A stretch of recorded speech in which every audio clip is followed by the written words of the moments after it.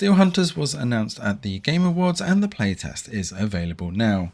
This is playable on the Steam Deck, but only just, and even with the absolute minimum settings, but slightly better anti-aliasing because it doesn't really hurt performance but massively improves the image, doesn't mean you can't still win.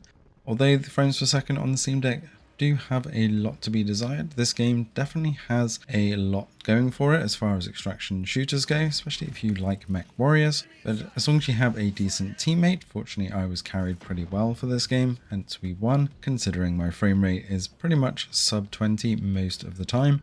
I can only hope that this gets a lot more improvement. It has partial controller support. Controller works perfectly fine when you're actually in the matches, but not in any of the menus, so you need to use the touchscreen or the mouse shortcut on the trackpad to navigate the main screens. But once you're in game, controller is fully supported, so that is a bonus at least, but this definitely has a lot to be desired on the frame rate. Especially once we actually get into the more intense fights. A little bit into this game, as you can see when we start facing off against another team, those frames per second drop down even into the sub 10s quite regularly.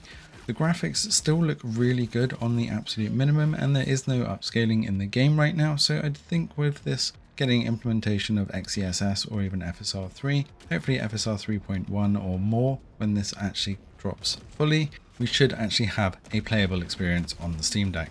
If you're going to dive into the playtest right now, don't expect much on the Steam Deck and try this out on PC or something else, and hopefully once it gets a few improvements, we'll be able to enjoy our time on the deck. Let us know in the comments below if you're going to be following this game and what you've been playing over the weekend. Thanks for watching, and see you in the next one.